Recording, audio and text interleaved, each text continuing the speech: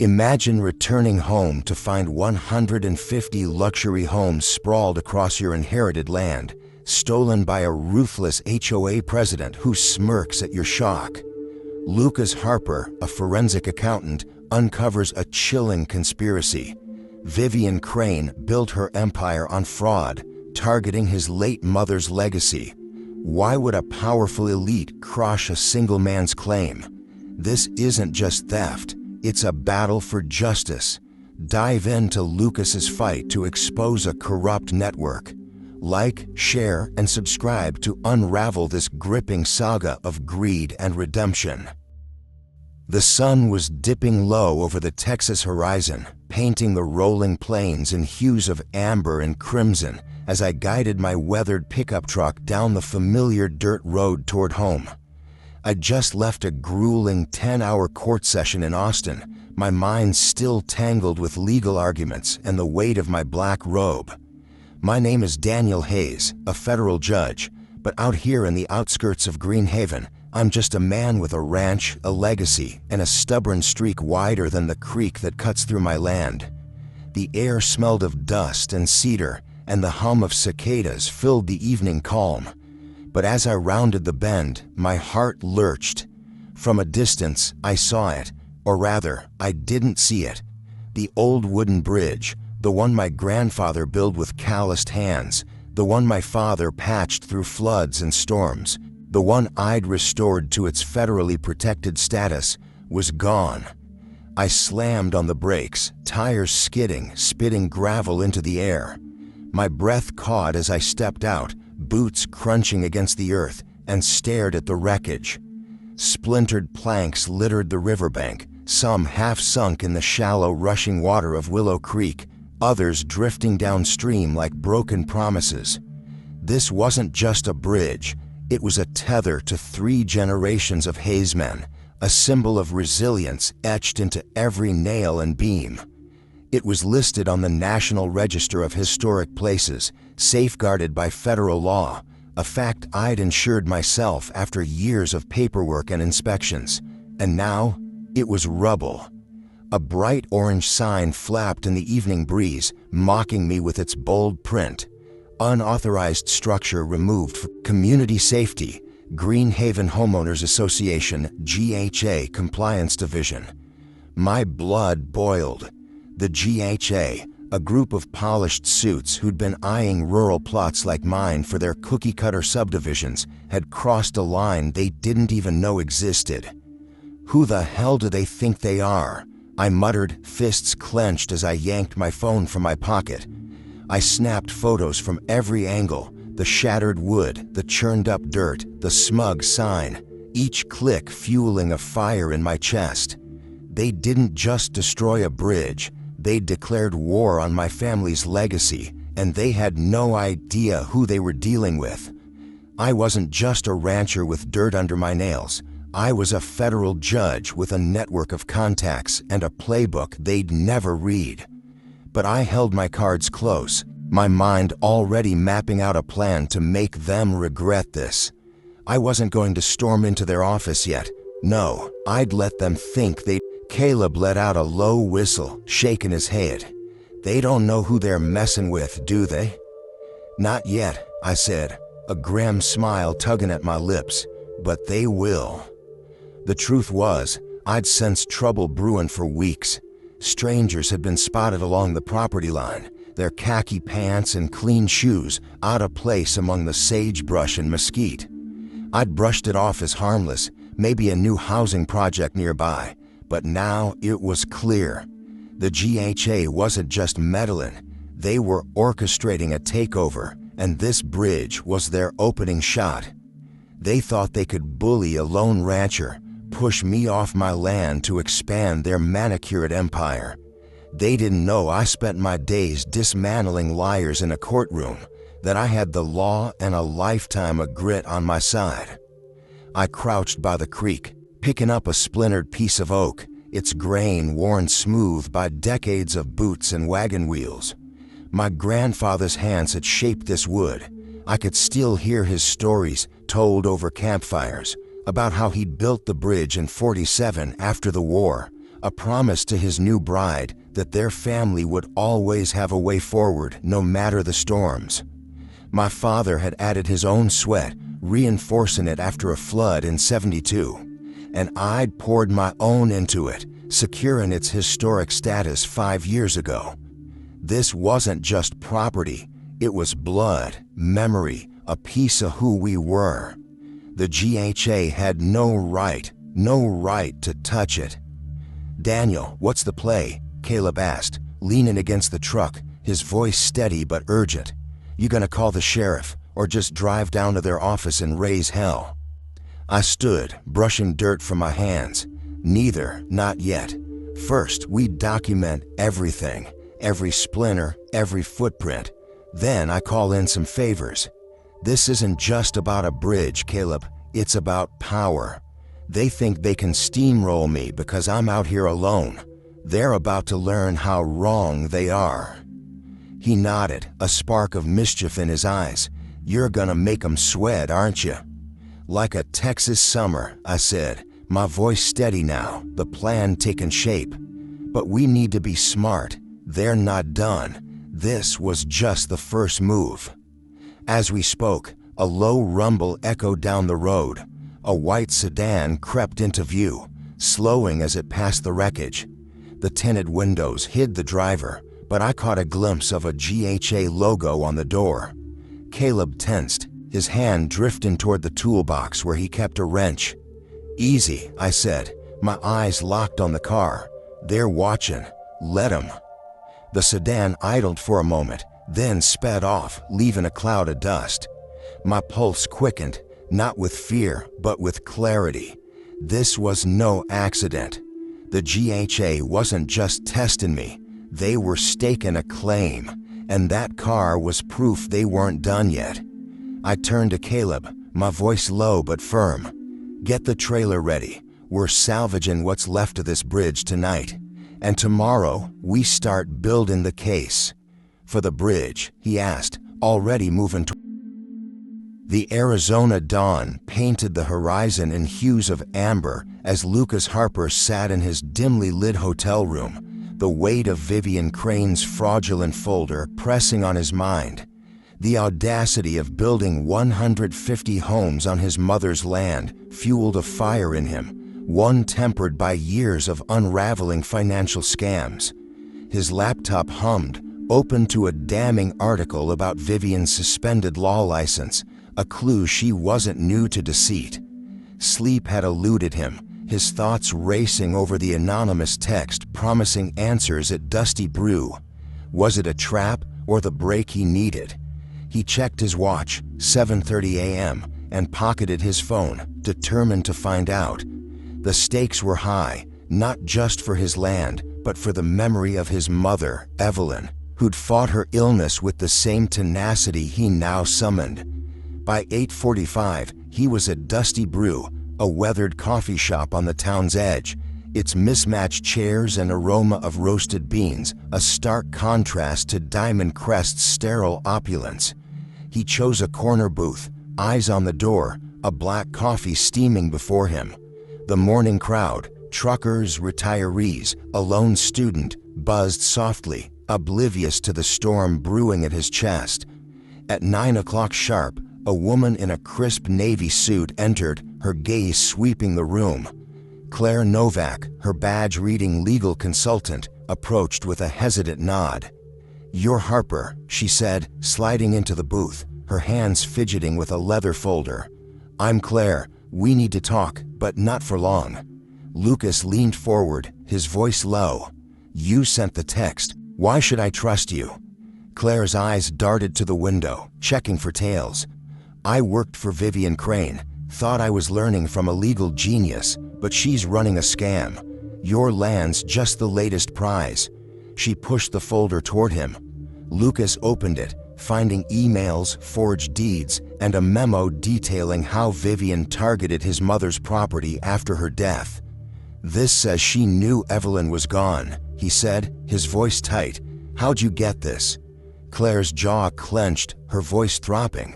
"I was her assistant for 2 years, filed her dirty work without knowing it. When I started asking questions, she blacklisted me. No law firm in Arizona will touch me now. Lucas studied her, searching for deceit, but saw only guilt. What's your angle? Redemption. Claire's laugh was bitter. Maybe. Your mom helped me through law school, paid my tuition when I was drowning. I owe her. This is my way of making it right. Lucas flipped through the documents, his pulse quickening at an email between Vivian and Carl Dempsey, a developer nicknamed the Bulldozer. They plan to flip your land for a resort, Claire said, pointing to a highlighted line. Dempsey's already got investors lined up. Lucas's eyes narrowed. And the HOA? How's it legal? Claire leaned closer, her voice urgent. It's not. Vivian exploits old bylaws, sends notices to dead addresses, then claims abandonment. She's done it to a dozen properties. Kachwent story lo koons, zomp kachwent full thong kami. Your mom's land was perfect, big, remote, and you were overseas. Lucas's fingers tightened around his coffee mug. She's a vulture. Claire nodded, pulling out a USB drive. This has more, bank transfers, shell companies, but Vivian's got eyes everywhere. I'm risking my neck giving you this. Lucas pocketed the drive, his voice firm. Why not go to the cops? Claire's eyes darkened. Vivian's got half the town in her pocket. Cops, counselors, even a judge. I tried whistleblowing once, got me fired and blackballed. Lucas leaned back, processing. Claire's fear was real, but her evidence was gold. What do you want from me? He asked. Claire met his gaze, her voice steady despite her trembling hands. Help me expose her. You're a forensic accountant. You know how to follow the money. I'll feed you info from the inside if you keep my name out of it. Lucas considered, his mind racing. Trusting a stranger was a gamble, but the USB drive and his mother's memory tipped the scales. All right, he said, but if you're playing me, Claire, I'll bury you with her. Claire's relief was palpable. I'm not. Check the drive, you'll see. As she stood to leave, Lucas grabbed her wrist gently. One more thing. How deep does this go? Claire's voice was a whisper. Deeper than you think. Vivian's not alone. There's a network. Politicians, developers, across 3 states. Your land's just a piece of their puzzle. She slipped out, blending into the morning rush. Lucas stayed, sipping his cold coffee, the USB drive burning a hole in his pocket. Back at the hotel, he plugged it into his laptop, eyes widening at the scope of Vivian's scheme. Millions funneled through offshore accounts, forged signatures on HOA expansions, and a chilling note about neutralizing Evelyn's complaints before her death. His mother hadn't just been a victim, she'd been a threat. Lucas's phone buzzed with a call from Samuel Torres, his mother's old neighbor, now a Diamond Crest resident. Lucas, I heard you're back, Samuel said, his voice low. Meet me tonight by the old creek. Evelyn left something you need to see. Lucas' grip tightened. What is it, Sam? Samuel's voice crackled with urgency. Can't say over the phone. Vivian's got ears. Just come, 10 p.m. Lucas hung up, his resolve hardening. Claire's evidence was a start, but Samuel's call hinted at more. He spent the day mapping Vivian's financial web, each transaction a breadcrumb leading to Carl Dempsey and beyond. As night fell, he drove to the creek, the stars above a stark reminder of his mother's love for this land. Samuel's words echoed, something Evelyn left. Whatever it was, Lucas knew it would change everything. The fight for justice had begun, and he was ready to play Vivian's game, on his terms. Kelchin story lo cool, jam ketchent photon grami. The Arizona night cloaked the desert in a velvet chill as Lucas Harper parked his rental car a quarter-mile from the creek, the engine's hum fading into the chorus of crickets. Samuel Torres's cryptic call echoed in his mind, a beacon of hope amidst the labyrinth of Vivian Crane's fraud. The USB drive from Claire Novak, now safely hidden in his hotel safe, had revealed a sprawling web of deceit, but Samuel's promise of something Evelyn left behind hinted at a weapon to dismantle it. Lucas gripped a flashlight and shovel, his boots crunching on the gravel path to the old sycamore by the creek, its gnarled branches silhouetted against the moon. The air carried a faint metallic tang, a reminder of the land's buried secrets. Samuel waited in the shadows, his weathered face tense, a revolver tucked into his belt. "You're late," he whispered, eyes scanning the darkness. Lucas crouched beside him, voice low. "Had to make sure I wasn't followed. What did my mom leave?" Samuel pointed to the sycamore's base. "She buried it here 2 years ago, said it was her insurance policy against Vivian." Lucas's pulse quickened. Insurance for what? Samuel's voice hardened. Evelyn knew Vivian was circling her land like a shark. She didn't trust the HOA, kept records of every dirty trick. They dug in silence, the shovel biting into the earth until it struck metal. Lucas pried open a rusted ammo box, revealing a letter-bound journal, a stack of cassette tapes, and a geological survey. He flipped open the journal, his mother's elegant script detailing Vivian's attempts to intimidate her. Anonymous threats, slashed tires, even a break-in. "She was building a case," Lucas murmured, his throat tight. Samuel nodded, glancing over his shoulder. "She was fearless.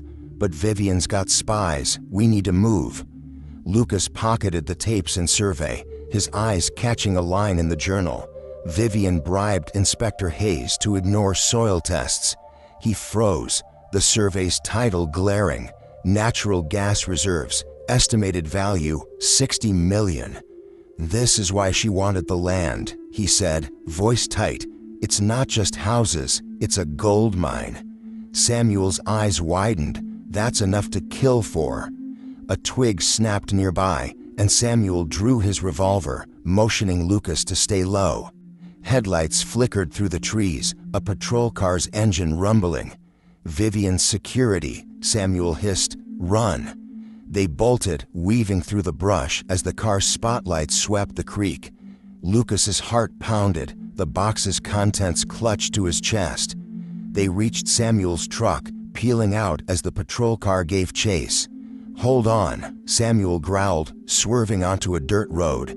Lucas braced himself, the survey slipping to the floor. "They knew we were here," he said, breathless. "Someone's watching." Samuel's grip tightened on the wheel. "Vivian's got half the town scared or bought. You're stirring a hornet's nest." They lost the patrol in a maze of back roads, pulling into Samuel's garage.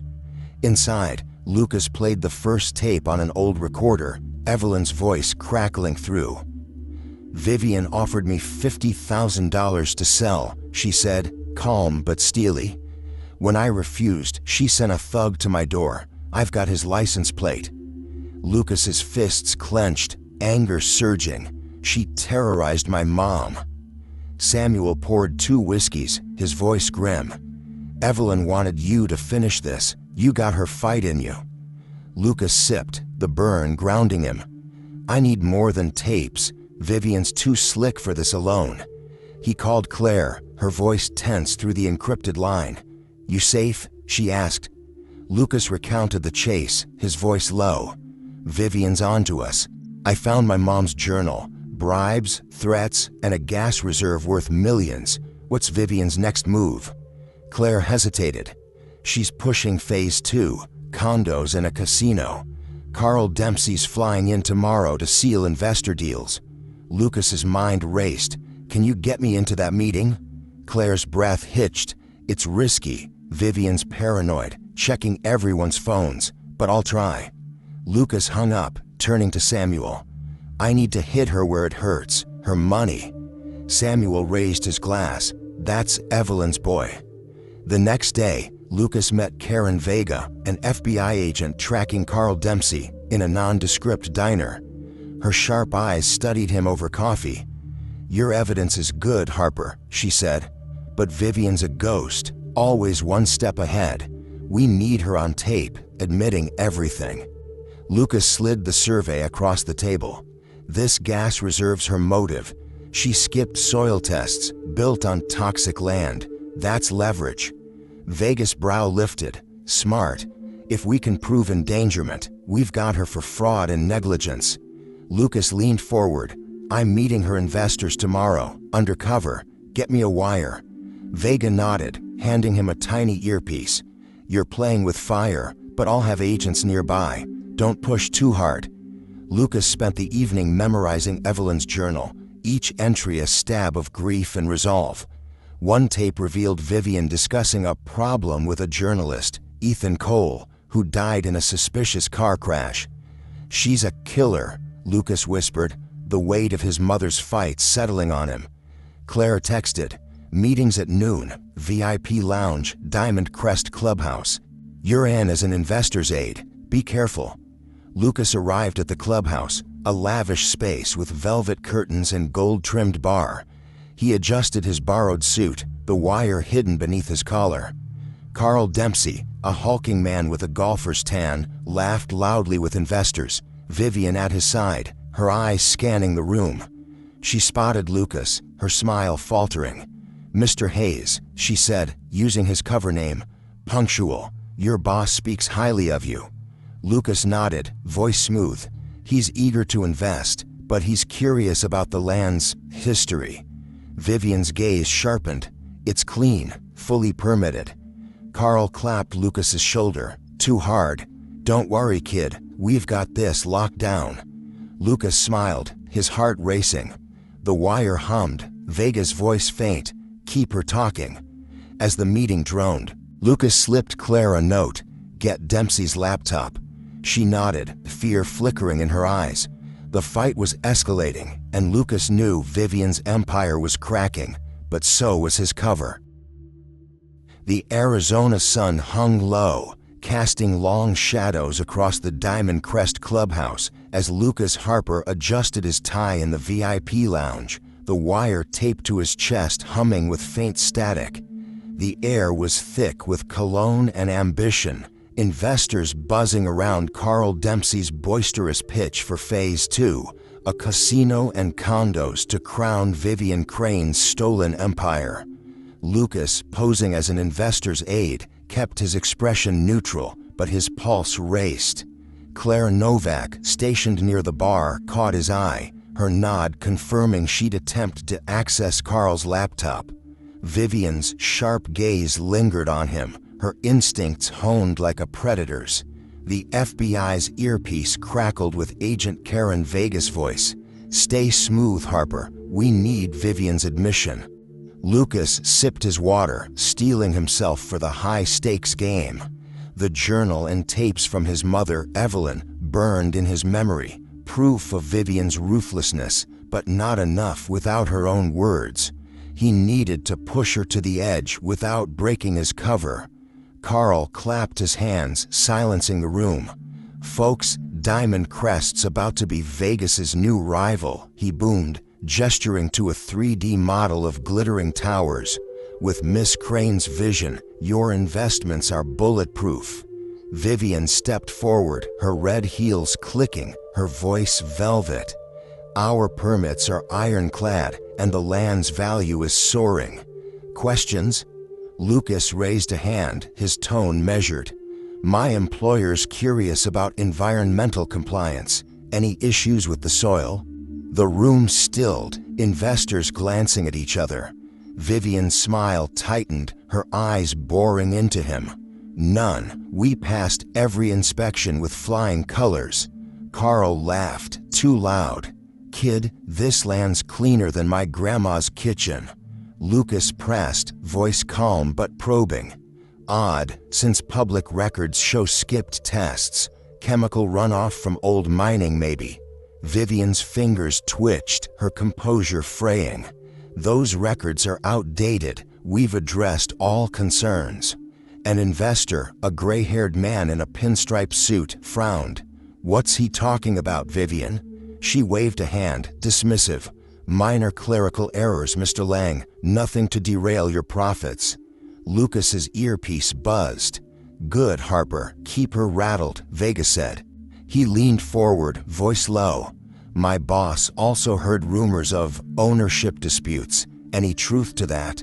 Carl's face darkened, but Vivian cut in, her tone icy.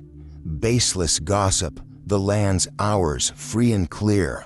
Lucas met her gaze, a faint smile playing on his lips. Good to know. He'd hate to invest in a legal mess. The tension was palpable, investors shifting uncomfortably. Claire, seizing the moment, slipped behind Carl's table, her fingers brushing his laptop. Vivian's assistant, a wiry man named Greg, noticed, his eyes narrowing.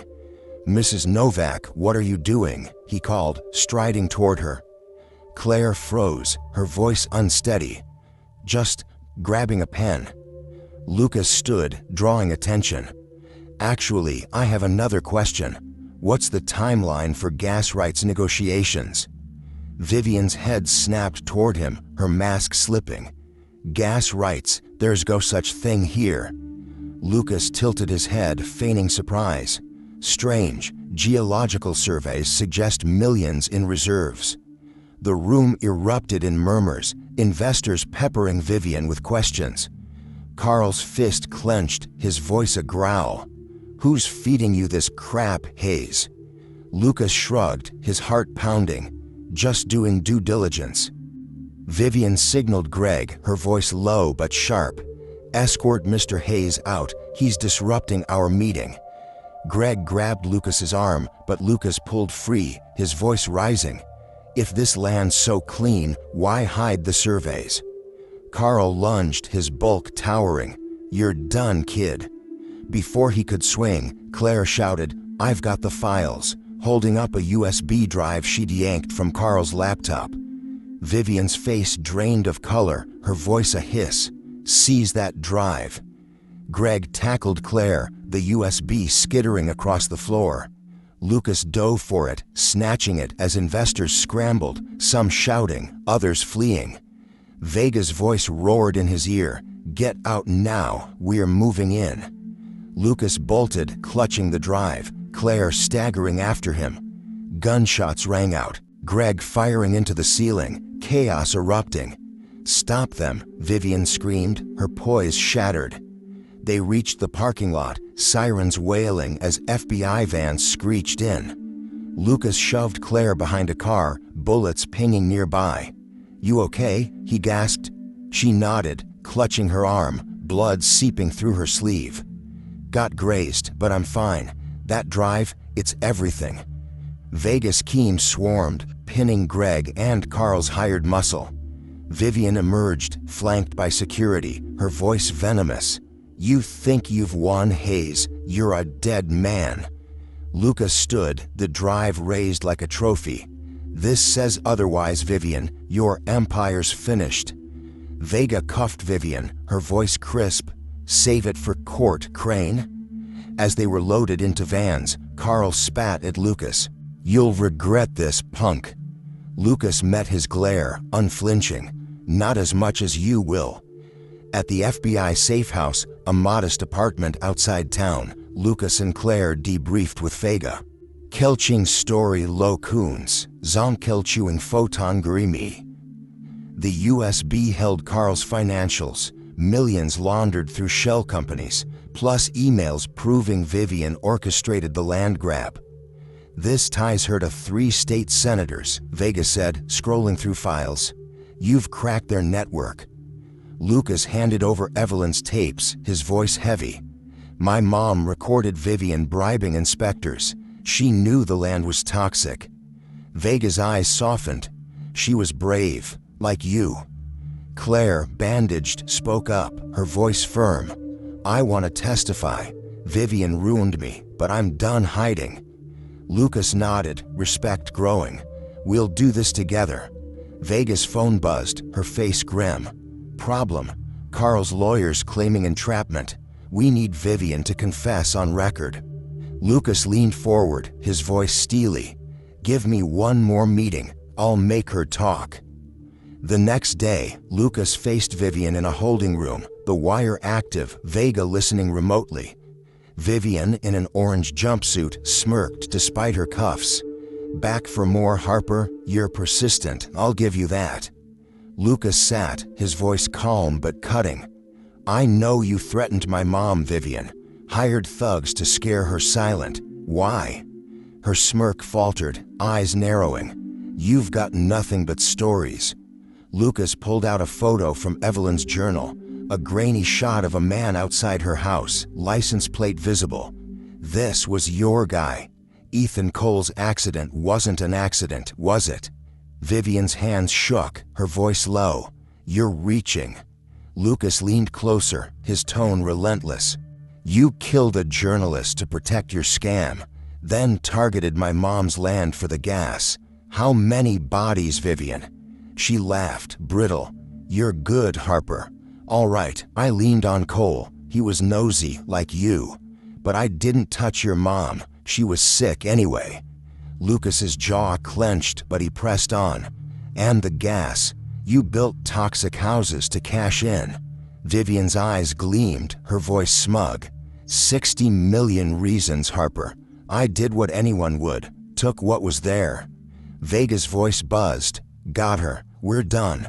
Lucas stood, his voice cold. Enjoy prison, Vivian. You just confessed. Outside, Claire waited, her face pale but resolute. We did it, she said, voice trembling. Lucas nodded, exhaustion hitting. Not yet. The residents need justice. Samuel called, his voice urgent. Folks here are panicking, rumors about the land being seized. You gotta talk to them. Lucas knew the fight wasn't over.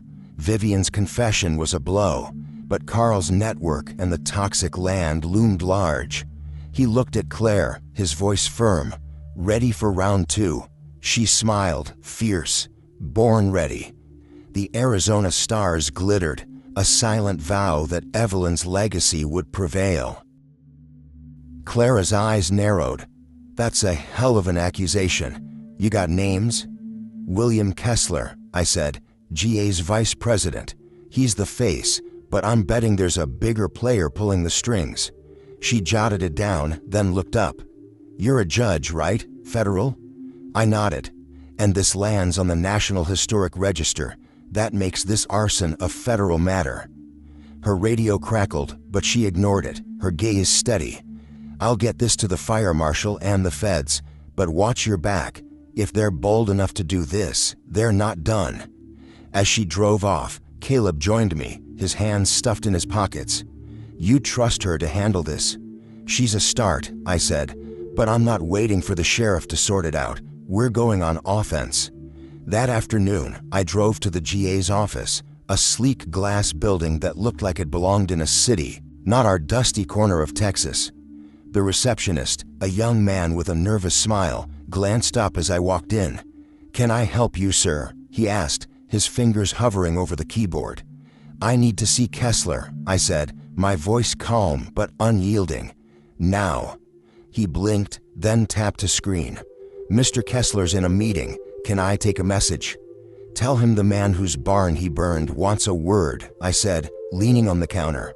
And if he's smart, he won't keep me waiting. The receptionist's face paled, but before he could respond, a door swung open, and William Kessler himself appeared, his tailored suit and polished shoes a stark contrast to the chaos he'd unleashed. His smile was all teeth, no warmth. Well, well, he said, crossing his arms. Didn't expect you to come knocking so soon. Something wrong? You know damn well what's wrong, I said, stepping closer. You sent someone to torch my barn last night. You're playing a dangerous game, Kessler, and you're losing. His smile didn't waver, but his eyes flickered. That's a serious claim. Got proof, or are you just throwing punches in the dark? I've got video, I said, holding his gaze. A man with a gas can, right before the explosion. And I'm guessing his paycheck traces back to you. Kessler laughed, a hollow sound. You're paranoid. Maybe it was an accident. Old barns catch fire all the time. Not with gasoline and a match, I shot back. You're on federally protected land now. That's not a fine or a slap on the wrist.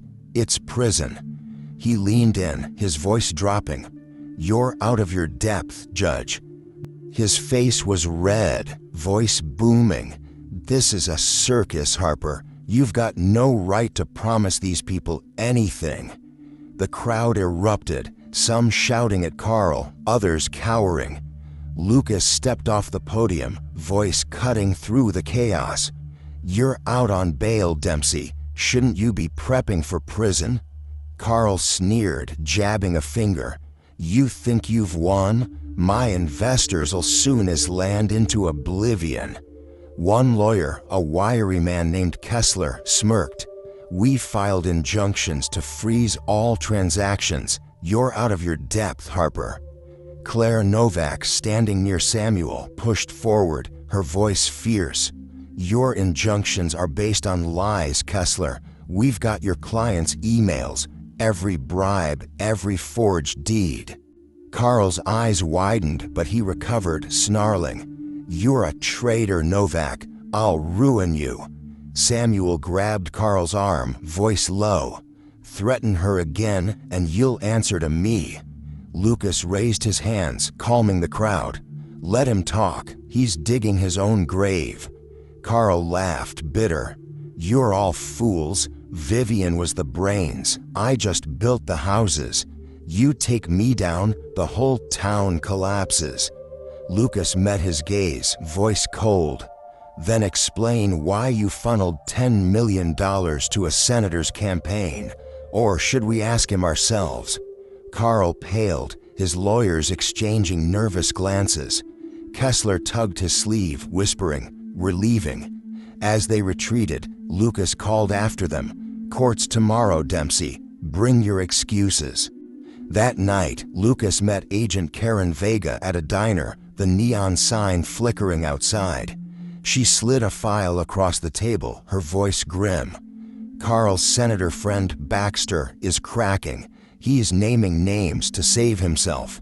Lucas flipped through the file, seeing wire transfers linking Baxter to Vivian's network. "Enough to bury them?" he asked. Vega nodded. "With your testimony, yes. But Carl's desperate. He might try something stupid." Lucas's phone buzzed with a text from Claire. "Residents are on board. 90% will testify about HOA scams." He smiled, voice firm. "Let him try. We've got a community now." The federal courthouse was a fortress of stone, packed with reporters as Lucas took the stand. The prosecutor, a sharp-eyed woman named Torres, led him through the evidence: Evelyn's tapes, Claire's USB, Vivian's confession. Carl's lawyer, Kessler, rose, his voice oily. "Mr. Harper, isn't this personal? A vendetta against successful developers?" Lucas leaned into the mic, voice steady. "It's personal because my mom died fighting their greed. But it's justice because they stole from 100 families." Kessler smirked, pacing. "You wore a wire, coerced confessions. Sounds like entrapment to me." Torres objected, voice sharp. "The defendants initiated all illegal acts, Your Honor." Judge Eleanor Ruiz, her gaze piercing, sustained it. "Move on, Mr. Kessler." Lucas presented his legal ace, voice resonant. Under Whitmore v. Henderson, 1896, structures built without owner consent belong to the landowner. Arizona law voids fraudulent improvements. These homes are mine, but I'm giving them back to the residents. The courtroom buzzed, Kessler scrambling. "That's absurd, Your Honor. Precedent's outdated." Ruiz leaned forward, voice dry. "It's binding, counselor. Cited in Peterson v. Maricopa, 2024. Sit down." Carl leapt up, shouting, "This is a setup. Baxter promised me immunity." The gavel slammed, Ruiz's voice thunderous. "Order. Mr. Dempsey, you're not helping your case." The trial's climax came when Claire testified, her voice unwavering. "Vivian ordered me to forge signatures, hide contamination reports. I kept copies to protect myself." Torres displayed emails, the crowd gasping. Kessler's objections grew frantic, but Ruiz shut him down. "Enough. The evidence speaks." Outside, Lucas faced reporters, voice calm. "This is for my mom and every family Vivian hurt." Samuel clapped his shoulder, grinning. "Evelyn's smiling, kid." 6 months later, the community center hosted a ribbon cutting for Evelyn Harper Park. Kids laughing on swings where Vivian's office once stood. Vivian got 30 years, Carl 18, and Senator Baxter's trial loomed. Lucas sold the homes back, the gas profits funding cleanup and schools. Samuel, now HOA president, rewrote the bylaws for transparency. Claire's new law firm thrived, defending HOA victims. At the park, Lucas spoke to the crowd, voice warm. We turned their greed into our strength. This is our home now. A girl tugged his sleeve, offering a daisy. For your mom, she said. Lucas knelt, eyes misty. She'd love it. As stars emerged, he felt Evelyn's presence, her fight complete. As I hung up, Caleb was at the kitchen table cleaning his rifle. "You really think the feds will move fast enough?" he asked, his voice low. "These bastards are already 3 steps ahead." "They're not ahead," I said, opening my laptop.